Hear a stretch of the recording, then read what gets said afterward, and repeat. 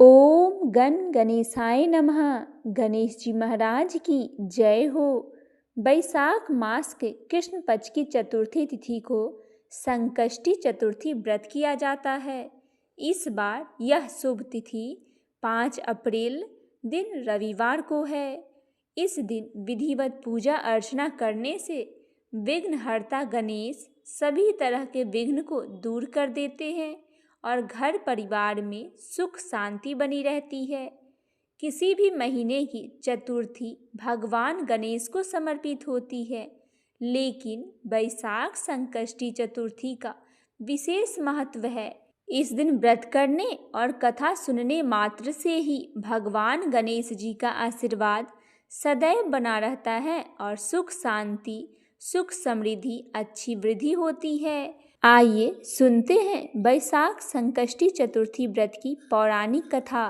पहले हाथ में कुछ अक्षत ले ले, दोनों हाथ जोड़कर भगवान गणेश जी के चरण कमल में ध्यान करते हुए आइए कथा सुनते हैं। भगवान कृष्ण युधिष्ठिर को इस व्रत की महानता के बारे में बताते हुए कहते हैं, प्राचीन काल में रति देव नामक प्रतापी राजा थे। राजा के मित्रता यम, कुबेर, इंद्रादि देवों से थी। उनके ही राज्य में धर्म केतु नामक ज्ञानी ब्राह्मण रहते थे। उनकी 2 पत्नियां थीं, एक सुशीला और दूसरी चंचला। सुशीला कोई न कोई व्रत करती थी, जिससे उसका शरीर दुर्बल हो गया था। वहीं चंचला कोई व्रत नहीं किया करती थी और भर पेट भोजन करती थी। कुछ दिनों बाद सुशीला को शुभ लक्षणों वाली एक कन्या हुई और चंचला को पुत्र रत्न की प्राप्ति हुई। कन्या की शुभता को देखकर चंचला सुशीला को ताना देने लगी, अरे सुशीला, तुमने इतने व्रत और उपवास किए हैं, जिसकी वजह से तुम्हारा शरीर जर्जर हो गया है, फिर भी एक कृष्णकाय कन्या को जन्म दिया है। मुझे देख, मैं कभी व्रत आदि के चक्कर में ना पड़कर हष्ट पुष्ट बनी हुई हूँ और वैसे ही बालक को भी जन्म दिया है। चंचला की बातें सुशीला की हृदय में चुभने लगी। संकष्टी चतुर्थी के दिन सुशीला ने पूरी भक्ति भाव के साथ संकट नाशक गणेश चतुर्थी का व्रत किया। व्रत से प्रसन्न होकर गणेश जी ने दर्शन दिए। गणेश जी ने आशीर्वाद देते हुए कहा, हे सुशीला, तेरी कन्या के मुख से मोती और मूंगा प्रवाहित होंगी। तुझे वेद शास्त्र वेता एक पुत्र भी होगा। वरदान को देने के बाद गणेश जी अंतर ध्यान हो गए। वरदान के बाद कन्या के मुख से मोती और मूंगा झरने लगे और कुछ दिनों बाद एक पुत्र की प्राप्ति भी हुई। उसके कुछ दिनों बाद ही धर्म केतु का स्वर्गवास हो गया और उनकी मृत्यु के उपरांत चंचला घर का पूरा धन लेकर दूसरे घर में जाकर रहने लगी। लेकिन सुशीला पति के घर में रहकर ही पुत्र और पुत्री का पालन पोषण करने लगा। कन्या की वजह से सुशीला के पास काफी धन एकत्रित हो गया था। इस कारण चंचला सुशीला और उसके परिवार से ईर्ष्या करने लगी। एक दिन हत्या के उद्देश्य से चंचला ने सुशीला की कन्या को कुएं में धकेल दिया। कुएं में गणेश जी ने सुशीला की कन्या की रक्षा की और वापस माता के पास भेज दिया। कन्या को जीवित देखकर चंचला का मन उद्विग्न हो गया। वह सोचने लगी, जिसकी रक्षा स्वयं ईश्वर कर रहे हैं, उसे कौन मार सकता है। और इधर सुशीला अपनी पुत्री को पुनः प्राप्त कर प्रसन्न हो गई और गणेश जी भगवान को धन्यवाद कहा और प्रार्थना की। चंचला सुशीला की कन्या के चरणों में नतमस्तक हो गई और अपने किए हुए माफी मांगने लगी। चंचला ने सुशीला से कहा, सुशीला, तुम बहुत दयावान हो और दोनों कुलों का उद्धार करो। जिसकी रक्षा स्वयं भगवान करते हो, उसका मनुष्य क्या बिगाड़ सकता है। इसके बाद चंचला ने भी संकष्टी चतुर्थी का व्रत कृष्ण पक्ष की चतुर्थी को किया। गणेश जी की कृपा से दोनों परिवार के बीच सब सही हो गया। जिस पर गणेश जी की कृपा होती है उसके शत्रु भी मित्र बन जाते हैं। भगवान गणेश ने जिस प्रकार सुशीला की मदद की उसी तरह वे सभी की मदद करें। बोलिए भगवान श्री गणेश जी महाराज की जय हो। सकट चौथ की यूं तो बहुत सारी कथाएं प्रचलित है, लेकिन हम आपके लिए कुछ कथाएं लेके आए हैं। आइए सुनते हैं श्री गणेश जी की सकट चौथ व्रत में सुने जाने वाली कथा। एक बार देवों के देव महादेव ने शिवजी ने कार्तिकेय और गणेश जी से पूछा कि तुम में से कौन से देवताओं के कष्टों को निवारण कर सकता है। तब कार्तिकेय और गणेश जी ने दोनों को स्वयं इस कार्य के लिए सक्षम बताया। इस पर भगवान शिव ने कहा, तुम दोनों में से जो भी सबसे पहले पृथ्वी की परिक्रमा करके आएगा वही देवताओं की मदद करने जाएगा। यह वचन सुनते ही कार्तिकेय अपने मोर पर बैठकर पृथ्वी की परिक्रमा करने निकल गए, परंतु गणेश जी विचार मगन हो गए कि वे चूहे के ऊपर चढ़कर सारी पृथ्वी की परिक्रमा कैसे करेंगे। इस कार्य में उन्हें बहुत समय लग जाएगा। तभी उन्हें एक उपाय सूझा। वे अपने स्थान से उठे और अपने माता पिता के साथ परिक्रमा करके वापस बैठ गए। परिक्रमा करके लौटने पर कार्तिकेय स्वयं को विजयी बताएं। शिवजी ने गणेश जी से पृथ्वी की परिक्रमा न करने का कारण पूछा। तब गणेश जी ने कहा, माता पिता के चरणों में ही समस्त लोक है। यह सुनकर भगवान शिव ने गणेश जी को देवताओं के संकट दूर करने की आज्ञा दी। इस प्रकार भगवान शिव ने गणेश जी को आशीर्वाद दिया कि चतुर्थी के दिन जो तुम्हारा पूजन करेगा और रात्रि में चंद्रमा को अर्घ्य देगा उसके तीनों ताप यानी दैहिक ताप, दैविक ताप और भौतिक ताप दूर हो जाएंगे। इस व्रत को करने से व्रतधारी के सभी तरह के दुख दूर हो जाएंगे और उसे जीवन के भौतिक सुखों की प्राप्ति होगी। चारों तरफ से मनुष्य की सुख समृद्धि में बढ़ोतरी होगी। पुत्र पौत्र आदि धन ऐश्वर्य की कभी कमी नहीं होगी। बोलिए श्री गणेश जी महाराज की जय हो। आइए अब सुनते हैं सकट चौथ व्रत की दूसरी कथा, साहूकार और साहूकारनी की कथा। सकट चौथ के कथा के अनुसार एक नगर में साहूकार और साहूकारनी रहते थे। उनका धर्म कर्म के कार्यों में बिल्कुल भी मन नहीं लगता था। इसके कारण उनकी कोई भी संतान नहीं थी। एक दिन साहूकारनी किसी कारण से पड़ोसी के घर गई। उसने देखा पड़ोसन सकट चौथ की पूजा करके कहानी सुन रही थी। साहूकारनी ने पड़ोसन से पूछा, ये तुम क्या कर रही हो? तब पड़ोसन ने कहा कि आज सकट चौथ का व्रत है जिसकी मैं कहानी सुन रही हूँ। तब साहूकारनी ने पूछा कि सकट चौथ क्या होता है? तब पड़ोसन ने उसे बताया कि इस व्रत को करने से अन्न, धन, सुहाग और पुत्र सब मिलता है। साहूकारनी बोली, यदि ऐसा है तो मैं भी 1.25 सेर तिलकुट करूंगी और चौथ का व्रत भी करूंगी अगर मैं गर्भवती हो जाऊंगी। श्री गणेश जी भगवान की कृपा से साहूकारनी गर्भवती हो गई। इसके बाद उसकी इच्छाएं और भी ज़्यादा बढ़ गई और भगवान से कहने लगी कि अगर मेरा लड़का हो जाए तो मैं 2.5 सेर तिलकुट करूंगी। कुछ दिन बाद उसे लड़का हो गया। इसके बाद वो बोली, हे चौथ माता, हे भगवान श्री गणेश जी, मेरे बेटे का विवाह हो जाए बस तो मैं 5.25 सेर का तिलकुट करूंगी और व्रत करूंगी। कुछ वर्षों के बाद भगवान गणेश की कृपा से उसका विवाह भी तय हो गया। लेकिन इतने सब के बावजूद उस साहूकारनी ने चौथ का व्रत नहीं किया, जिससे चौथ देव क्रोधित हो गए और उन्होंने उसके बेटे के विवाह मंडप से उठाकर उसे पीपल के पेड़ पर बिठा दिया। सभी लोग वर को खोजने लगे पर वो नहीं मिला।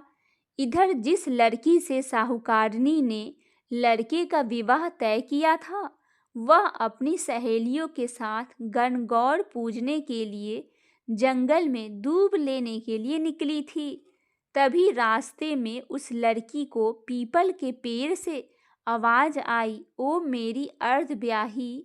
यह सुनकर जब लड़की घर आई तो वह धीरे धीरे सूख कर कांटा होने लगी। एक दिन लड़की की माँ ने कहा कि तू सूखती क्यों जा रही है? मैं तो तुझे अच्छा खाना खिलाती हूँ, तेरा खास ख्याल रखती हूँ, लेकिन समझ नहीं आ रहा कि तेरा ये हाल क्यों हो गया है।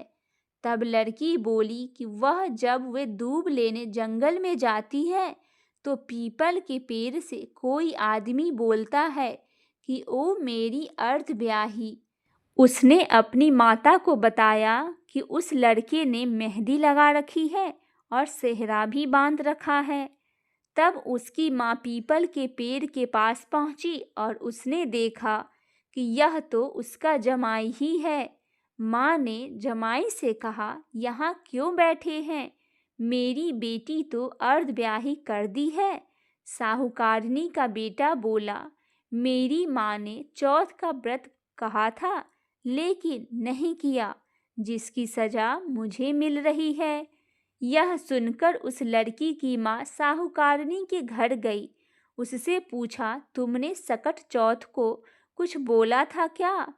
तब साहूकारनी ने कहा, हाँ, सारी बात उसको याद आ गई। साहूकारनी को अपनी गलती समझ आ गई। उसने सच्चे मन से भगवान गणेश जी से प्रार्थना की और पूजा भी की और कहा, मेरा बेटा घर आ जाए तो 2.5 मन का तिलकुट करूंगी। ये सुनकर सकट भगवान प्रसन्न हो गए और उसके बेटे मंडप पर लाकर बैठा दिया। इसके बाद बेटे का विवाह धूमधाम से हो गया। जब साहूकारनी के बेटा बहू घर आए तब साहूकारनी ने 2.5 मन तिलकुट किया और बोली, हे चौथ देवता, आपके आशीर्वाद से मेरे बेटा बहू घर आ गए हैं, अतः अब मैं हमेशा तिलकुट चौथ का व्रत करूंगी। हे सकट चौथ भगवान, जिस तरह से आपने साहूकारनी के बेटे और बहू को मनोवांछित फल दिया, वैसे ही हम सबको भी देना और इस कथा को कहने और सुनने वाले को भला करना। बोल सकट चौथ की जय हो। श्री गणेश जी महाराज की जय हो। आइए सुनते हैं एक और अन्य कथा, भगवान गणेश की जन्म की कथा। बहुत समय पहले की बात है। कैलाश पर्वत पर भगवान भोलेनाथ और माता पार्वती निवास करते थे। एक दिन माता पार्वती स्नान करने जा रही थी। उन्होंने अपने शरीर पर उपटन लगाया और उसी उपटन से उन्होंने एक सुंदर बालक की मूर्ति बनाई। मूर्ति इतनी सुंदर थी कि पार्वती माता को लग रहा था जैसे कि वह जीवित है। उन्होंने प्रेम पूर्वक उस मूर्ति में प्राण फूंक दिए और वह बालक जीवित हो उठा। माता पार्वती अत्यंत प्रसन्न हुई। उन्होंने कहा, वत्स, तुम मेरे पुत्र हो, तुम्हारा नाम गणेश होगा। तुम सदा मेरे सेवक और भक्त रहोगे और मेरी आज्ञा का पालन करोगे। गणेश जी ने माता के चरणों में सिर झुकाकर कहा, माँ, आपकी आज्ञा मेरे लिए सर्वोपरि है। फिर माता पार्वती स्नान के लिए अंदर चली गई और अपने प्रिय पुत्र गणेश जी से कहा, बेटा, जब तक मैं भीतर स्नान कर रही हूँ, तुम द्वार पर पहरा देना, किसी को भी भीतर मत आने देना। गणेश जी ने अपनी माता की आज्ञा का पालन करने का निश्चय किया और द्वार पर डट गए। उसी समय भगवान शिव कैलाश से लौटे। वे अपने पत्नी पार्वती के पास जाना चाहते थे, परंतु जैसे ही उन्होंने द्वार में प्रवेश करने की कोशिश की, गणेश जी ने उन्हें रोक दिया। शिव जी ने कहा, बालक, मैं तुम्हारी माता का पति हूँ, मुझे भीतर जाने दो। गणेश जी बोले, माता ने मुझे आदेश दिया है कि जब तक वह स्नान कर रही है, कोई अंदर नहीं जा सकता, चाहे कोई भी हो। भगवान शिव को यह बात सुनकर क्रोध आ गया। उन्होंने कई बार समझाया, पर गणेश जी अडिग रहे।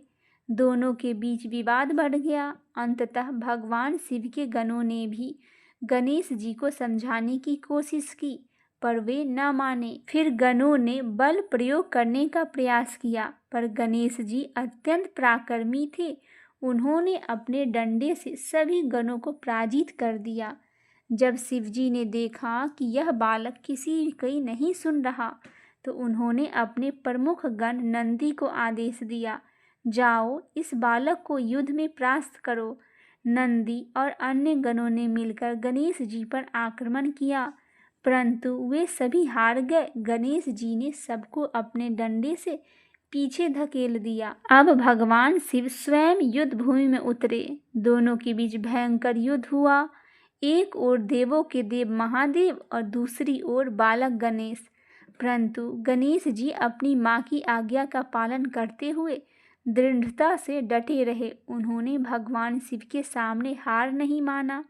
अंततः भगवान शिव ने अपने त्रिशूल से प्रहार किया और गणेश जी का सिर कट गया। फिर कटते ही बालक का शरीर भूमि पर गिर गया। जब माता पार्वती स्नान कर बाहर आई और देखा कि उनके प्रिय पुत्र का सिर कट चुका है, तो वे विलाप करने लगी। उनका हृदय शोक से भर गया। उन्होंने शिवजी से कहा, आपने मेरे पुत्र की हत्या क्यों की? वह तो केवल मेरी आज्ञा का पालन कर रहा था। माता को क्रोध इतना भयंकर था कि उनका तेज संपूर्ण सृष्टि को भस्म करने लगा। देवता, ऋषि और स्वयं ब्रह्मा विष्णु सब चिंतित हो गए। उन्होंने भगवान शिव से कहा, महादेव, पार्वती माता का क्रोध शांत नहीं हुआ तो समस्त संसार नष्ट हो जाएगा। कृपया करके कोई उपाय करे। भगवान शिव ने तुरंत अपने गणों को आदेश दिया, उत्तर दिशा में जाओ। जहाँ किसी माँ का बच्चा अपनी माँ की गोद में सोया न हो, उससे पहले जीव का सिर लेकर आओ।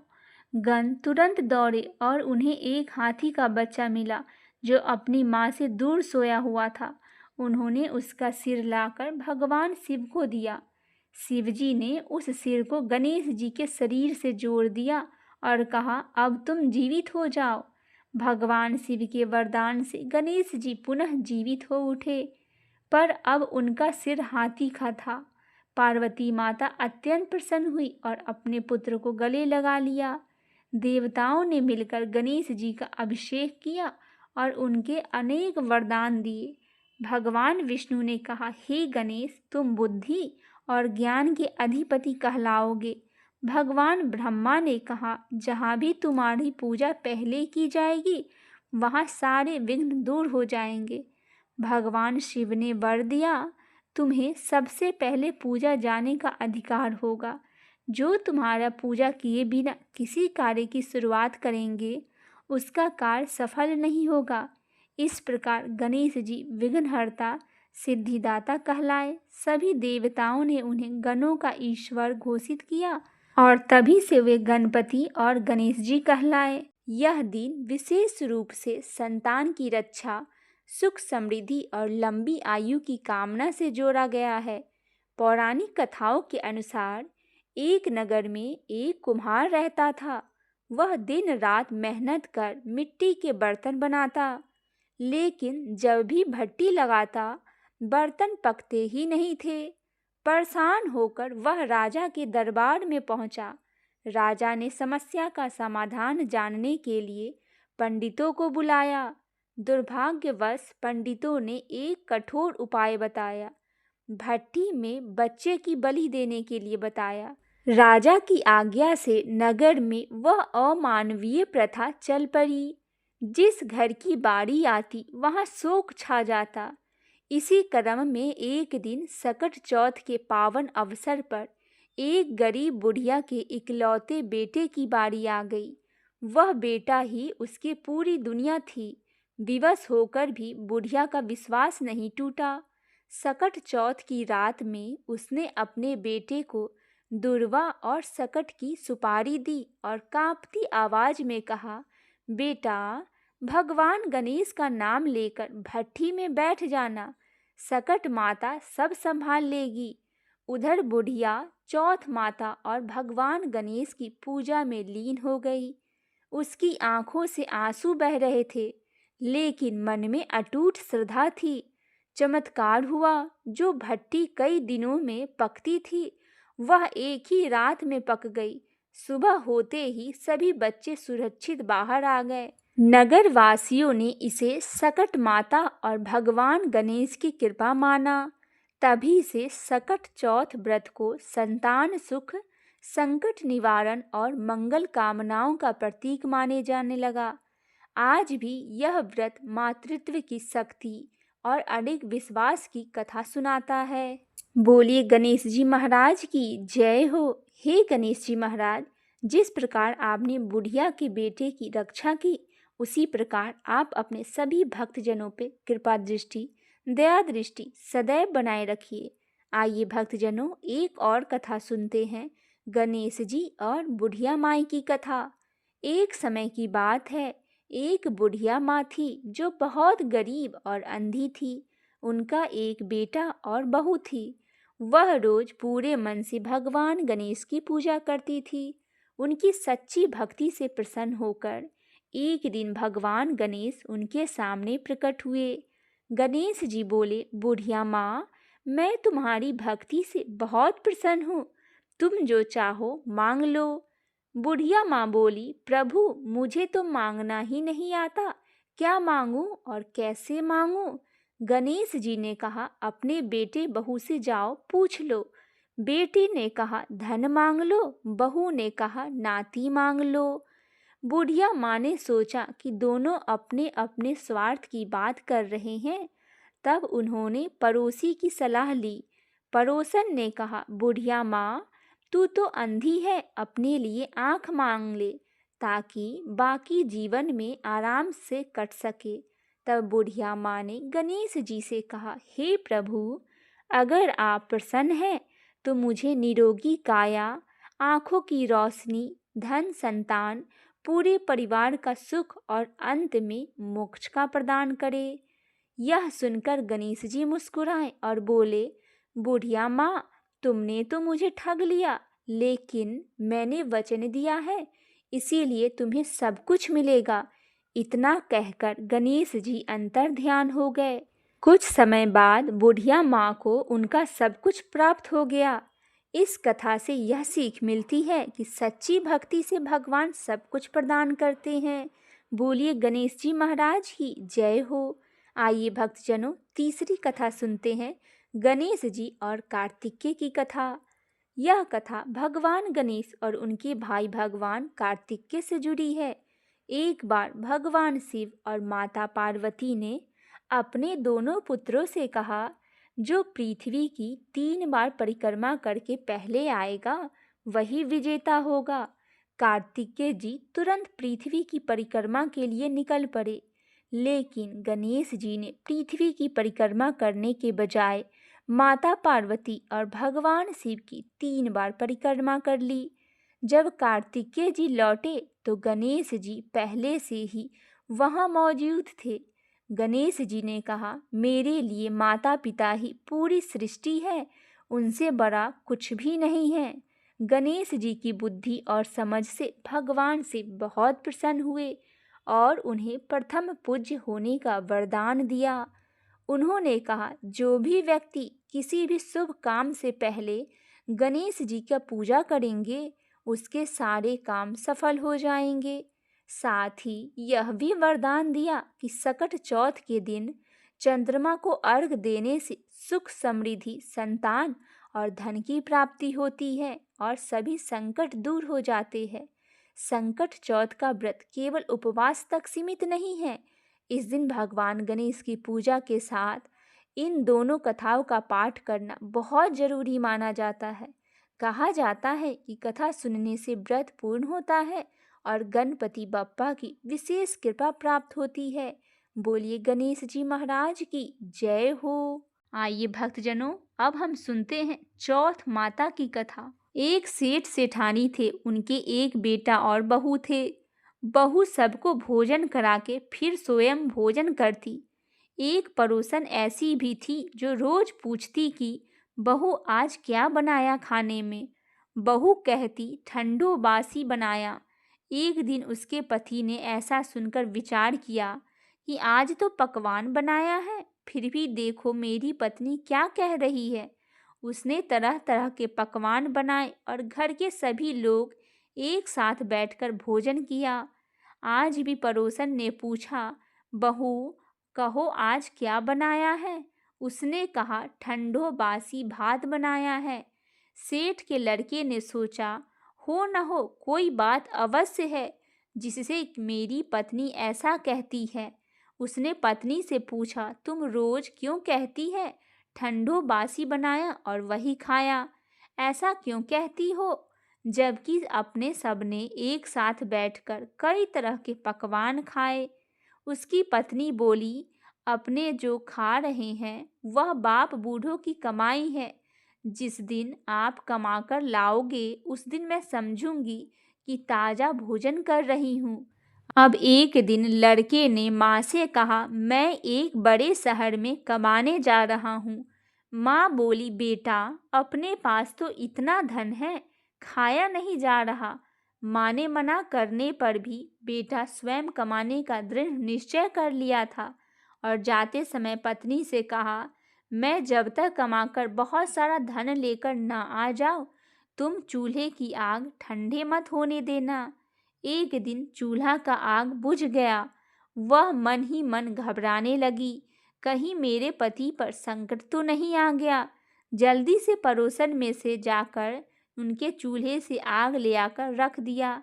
ऐसा विचार कर पड़ोसन की घर गई और पड़ोसन एक दिन चूल्हे की आग बुझ गई तो वह मन ही मन घबराने लगी, कहीं मेरे पति पर संकट तो नहीं आन पड़ा। जल्दी से पड़ोसन में से आग लाकर चूल्हे में रख दूं, ऐसा विचार कर कर पड़ोसन के घर गई। वहां पड़ोसन चौथ माता का व्रत पूजन कर रही थी। पड़ोसन ने कहा, थोड़ी देर में आकर ले जाना। बहू ने पड़ोसन से पूछा, आप यह व्रत क्यों करती है, इससे क्या फल मिलता है। पड़ोसन ने कहा, चौथ माता के इस व्रत को करने से अन्न धन लक्ष्मी मिलता है और अपनी सारी मनोकामना पूर्ण हो जाती है। अब बहू भी चौथ माता का व्रत करने लगी। दीवार पर चौथ माता की चित्र बनाई। उस दिन घी और गुड़ का चूरमा बनाकर रात्रि में चंद्रमा को अर्घ देकर भोजन करती। ऐसा करते करते बहुत दिन हो गया। चौथ माता ने उस बहू के पति को सपना दिया कि साहूकार का बेटा तू जाग रहा है कि सो रहा है, तेरी पत्नी बहुत याद कर रही है। अब तू चौथ माता ने जैसा कहा था वैसा ही हुआ। उसने घर जाने की तैयारी कर गाड़ी भरकर धन दौलत लेकर चल दिया। रास्ते में एक बड़ा सा काला नाग फन फैलाए बैठा हुआ था और कहने लगा, आज तो मैं तुझे डस लूंगा, छोड़ूंगा नहीं, आज तेरी आयु पूरी हो गई है। सेठ के लड़के ने कहा, आज चौथ माता ने मुझे अपना सपना दिया कि मैं पत्नी से मिलने घर जाऊं। वहां मेरी पत्नी बहुत चिंता कर रही है। मैं उससे मिलकर जरूर आ जाऊंगा तुम्हारे पास, तब तुम मुझे डस लेना। नाग ने कहा, तुम शपथ पूर्वक कहकर जाओ तो मैं तुम्हें घर जाने दूंगा, परंतु लौट कर नहीं आए तो तुम्हें घर आकर मैं डस लूंगा। इस प्रकार सर्प के वचन देकर वह अपने घर पहुंच गया। वहां सभी से हंसी खुशी से मिला और भोजन करने उदास होकर बैठ गया। उसकी पत्नी ने उदास होने का कारण पूछा तो पति ने काले नाग वाली बात बताते हुए कहा, यदि मैं उसके पास नहीं जाऊंगा तो वह घर आकर ही मुझे डस लेगा। पत्नी बहुत चतुर थी। उसने कहा, आप घबराओ नहीं, लेट जाओ, मैं एक उपाय करती हूँ। पत्नी ने कमरे की 7 पेठी सिराव धोई।